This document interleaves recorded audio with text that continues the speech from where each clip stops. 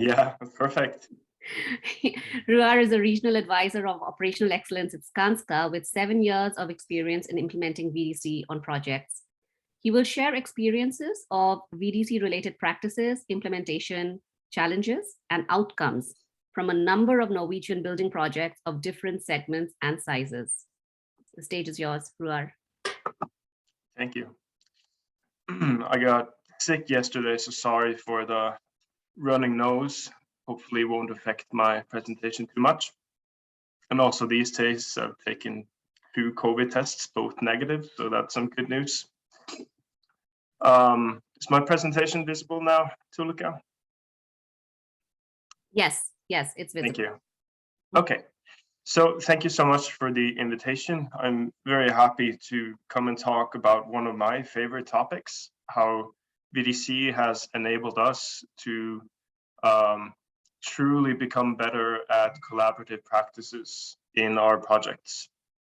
And I will tell you a little bit about the journey that we've been on in Skanska, some experiences from the past, some thoughts in the present, and also how we see VDC as a whole, that approach being key to succeeding with the different parts of VDC.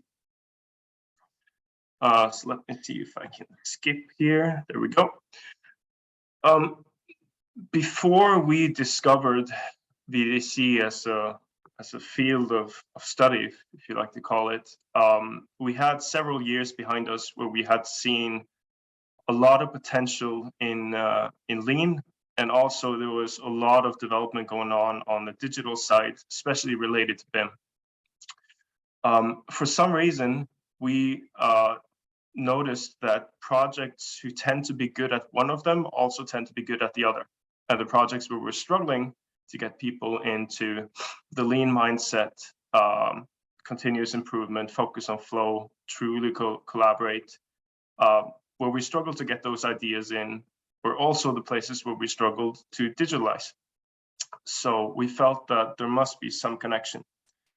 And whenever we tried to Google the answers of how we wanted to work, and when we looked around in the industry, we seemed to always end up at VDC. So we decided in 2015 that this is the framework and the language that we're going to have about how to collaborate moving forward on a project basis. And one of the first things we really fell in love with was this very simple idea of the VDC framework, that it contains, I mean, if you want to be really simplistic about it, about 4 boxes, where what we saw was the top box being the objectives. Then there was a box for how to plan and really coordinate people's work, how to be efficient in meetings, and also a box for the technology. This is somewhat simplified, of course, but people who know VDC will recognize a lot of the terminology here. We had to put in a little bit of our own company terminology to get really people on board, but we felt like we were true to the VDC framework in the process. And what we tended to hear people saying was that this figure really explained, where are we going? That's the box on the top. On the bottom left, how are we going to be efficient when we're apart? The bottom central one, how are we going to be efficient when we're together? And on the bottom right, how are we going to be efficient digitally? And to us, this became a very good language for how to create true collaboration on a project. And I'm going to show you a little bit of a video here. My apologies for being, it's getting older now. It's from 2016, and it was certainly filmed before a global pandemic. But the principles are still the same when we work with VDC. So this is how one of these weekly ICE sessions look. And I think it's a very good illustration of how it all comes together.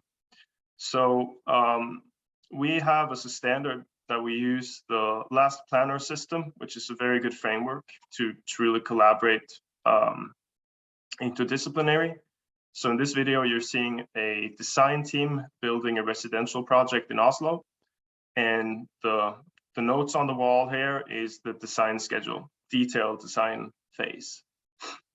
So up on this wall, we have all the deliverables that the team has to each other.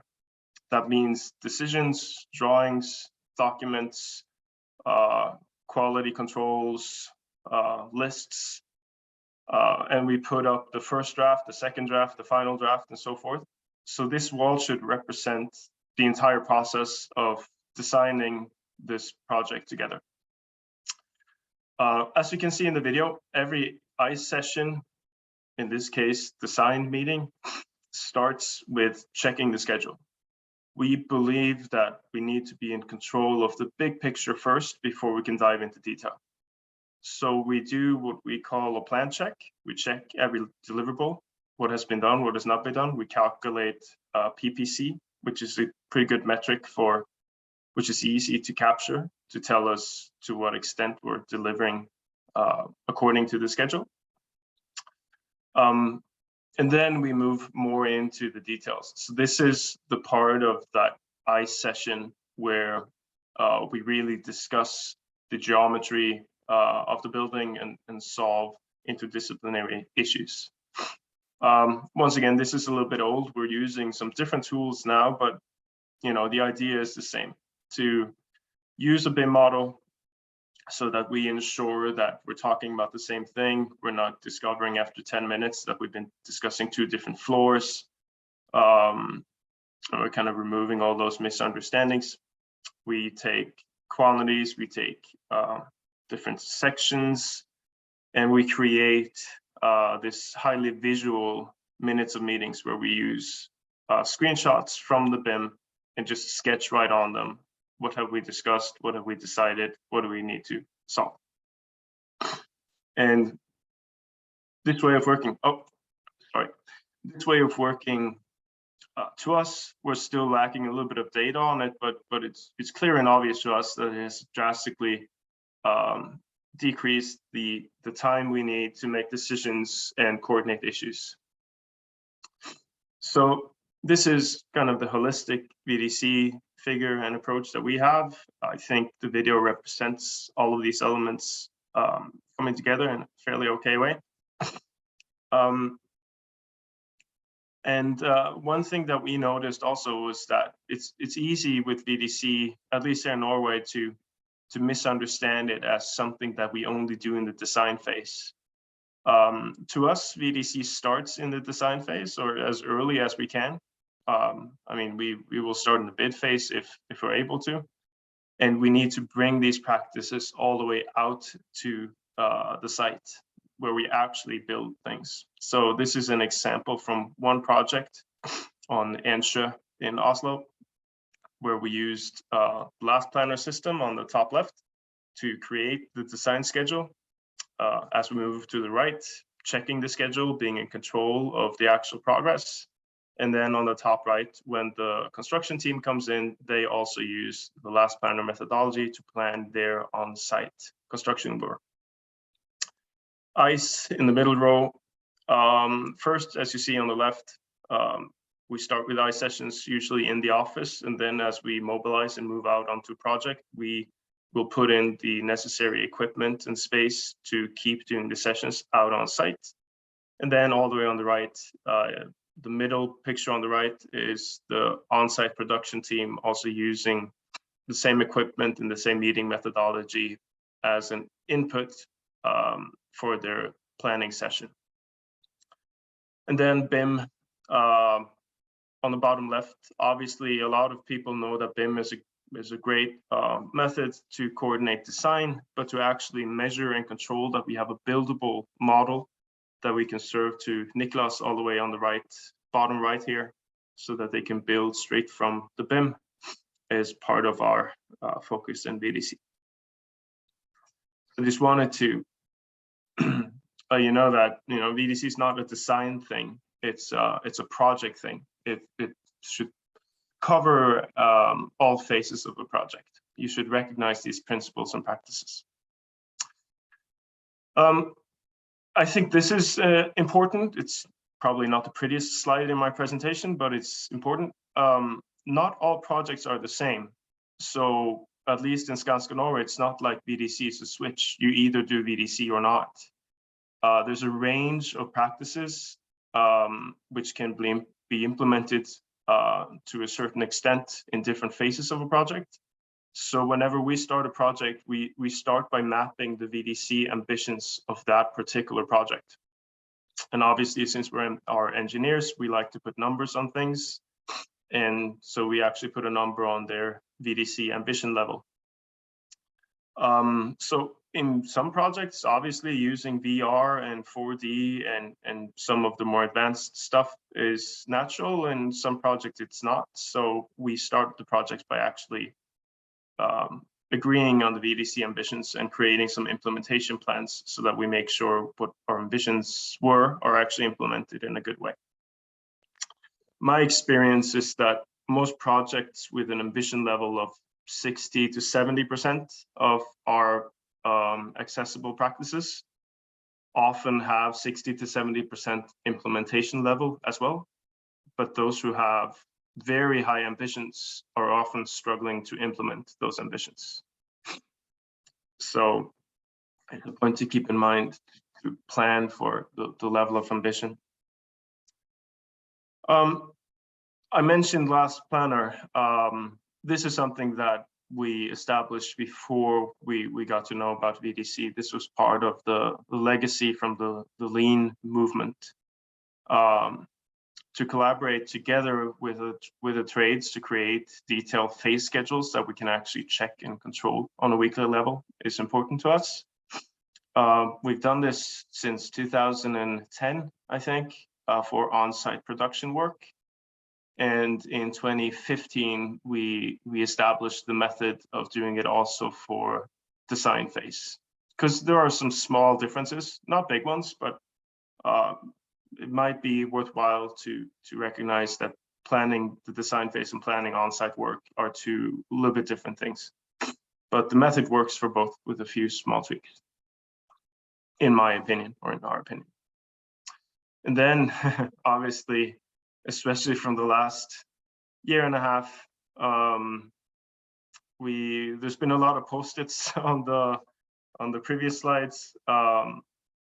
We were luckily somewhat ready to go fully digital on this, but we needed to be quick and kind of do the transition last March. So now we have a few standard tools and practices how to do the actual pool planning session and the plan checks with digital tools. We have experimented for a few years with this. This is from a main office in Oslo, where the plan and the tools are digital instead of physical notes, but the meeting and the people are met physically. And I think this is something to consider now after the pandemic, that let's not put everything into one decision. Maybe we should look at different variants of this, where you could have digital tools but physical meetings for the times when you have very heavy coordination issues. But for those quick meetings, a digital meeting with a digital tool might work. I actually had a project just 2 weeks ago where we decided that, going back to the physical Post-it notes and the physical meeting was best for that team and that project. And then we imported that into a digital tool and are now doing weekly progress meetings in a digital tool on Teams. So I think these are some of the variables we need to consider moving forward. There will certainly be an element of digital tools or digital platforms here, but maybe the physical conversations and the collaboration we've seen should be kept to some extent. When we do Last Planner, it's not just about creating a schedule. We need to control the schedule. And so we have a standard metric board. This is the one we do for design schedules. Shows us the PPC on the top left, to what extent we're actually delivering week by week as we have scheduled. To the bottom left are standard root causes, and we see an accumulation so that we see where any issues might lie if we're not delivering as scheduled. On the top right, we have the overall delivered task number versus the overall planned. And then the bottom right the disciplinary reliability, which disciplines are struggling and which disciplines are delivering. And this is also a point, I mean, this is in Excel, what you're seeing on my screen, but this is also a point where we're seeing a little bit more potential in some more advanced digitalization. So this is an example from a project where they took this a step further and did a live sync from the live digital last planner tool, and also analyzed the schedule data to the BIM data, to the on-site quality issues, to the on-site safety issues, and to cost. So when you have more digital tools, better digital data, I think there's a lot of potential that we're not using in the industry to actually have live integrated data and actually measuring as our projects are being built. Moving a little bit forward from the scheduling realm to the ICE realm, we saw that pretty early on that especially for design teams, conversations and problem solving became much better with ICE as a methodology. Instead of the old meetings with 20 people sitting around a table, everybody's nodding when something is said, one-on-one talk, and it's a lot of waving with the arms. This way of working felt much better. And we saw that meetings were quite successful. We got a lot of stuff done. But one big point that we also realized was that the interaction between the design and the production teams becomes much better with ICE. Because a 55-year-old electrician might not talk exactly the same language as a 32-year-old architect, but everybody talks BIM, right? Everybody understands when they're pointing at something, they're discussing, an actual wall or a solution. So a tip for anyone who's getting into ICE or starting to get comfortable using it for a design team or a production team, I would recommend trying to mix them and seeing if that creates some better coordination between those two flows. Once again, we try to bring all of these practices out on site, and I think especially bringing the BIM out has proven quite efficient.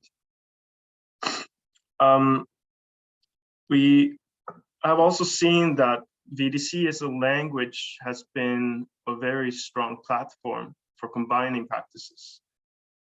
So when we started using VR, for instance, having the ICE methodology as a foundation, and then VR just became a way of, or just a tool to have the good discussions in ICE, was a really strong, it's a really strong practice, a good combination of a few practices. I think none of the stuff we have shown in the previous slides here would have been possible without investing in our people and investing in competence. We did a VDC certificate program in 2017 and 2018. And over those 10 months, those 25 key employees had an incredible journey in their understanding and their competence within this field. We became so much better at actually implementing and discussing these practices and creating a company standard. So we now have done this 4 times. These are pictures from the first and the second time. And I think especially the second time we had that company program where we got the participants all to create a statement of what VDC helped them accomplish in the project, became a very strong experience. When we had invited all the managers on the final day of the class, and this was up on the wall, it became quite clear that this should be our approach to creating efficient, well-coordinated projects. I'm seeing in the interest of time, I don't have much time for these last 2 slides, but I think they're a little bit self-explanatory, so you can have a close look at them later. But here are some effects that last planner is experienced as efficient, and ICE gives us better coordinated meetings and some statements. So this is my final slide. This is what I always come back to, because when we work with this, we can sometimes become too eager and we get hung up with the VR glasses and the artificial intelligence, and sometimes you need to take a step back. And this is kind of the image in my mind when I try to step back. Like, this is the entire idea. Where do we want to find the solutions, or where do we want to discover that we have a problem? Do we want to do it on the right side here, out on a site, to discover that this doesn't fit, or you should have been here yesterday, or we should have done this differently? Or do we want to figure it out on the left-hand side here, in a BIM, in a schedule, in a digital platform? So thank you so much for your time. I have a few minutes for a few questions, I think, to look at. Yes, you do have 4 minutes. Thank you so much, Ruar. I was a bit nostalgic seeing the room where we used to have the VDC certificate program. Any questions from the audience? If not, I have one. There are not any question now, so bring your question, Tulika. Ruar, you mentioned about the VDC ambition levels. I was curious about what drives these ambition levels, and does Skanska have a formalized way of defining these levels? Yeah, we have. Well, actually, the entire practice started with a project manager who said to me and some other VDC specialists, when we build something, we always need to plan it first. So if we're going to implement something, we need to plan it first. So let's have a meeting where we plan, what are we going to implement? And we created a list of all the practices we could think of that you could use, that we had the knowledge to help them with.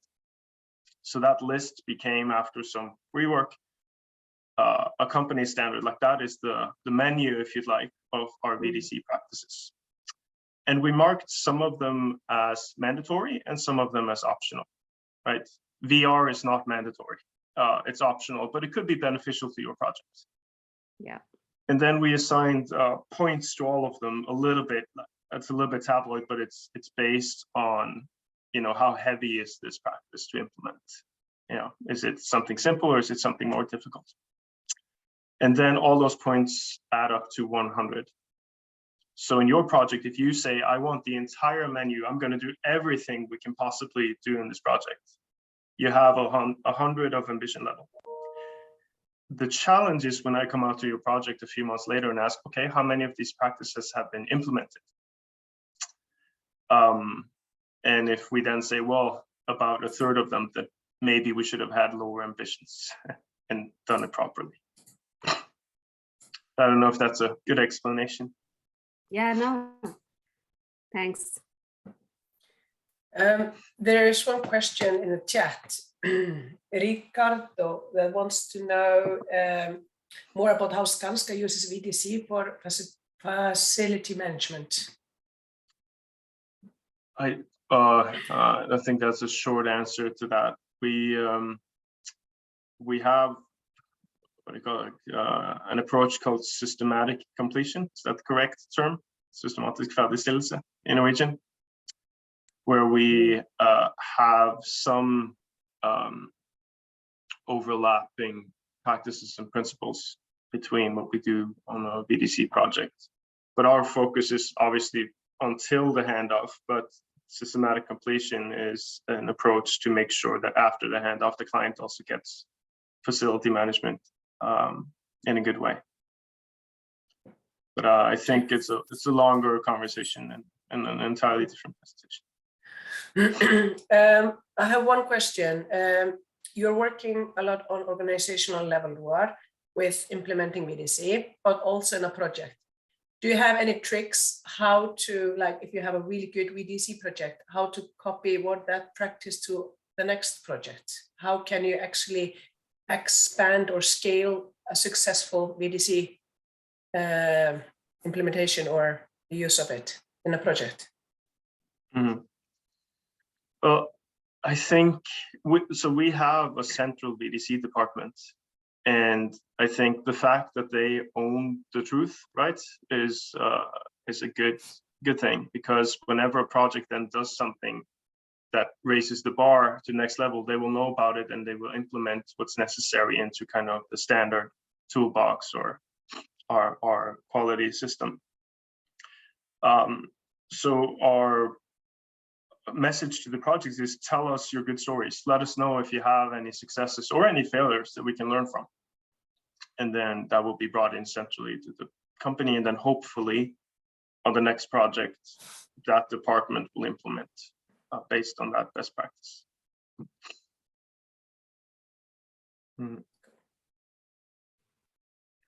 Great. Thank you so much, Ruar. With this, we have come to the conclusion of the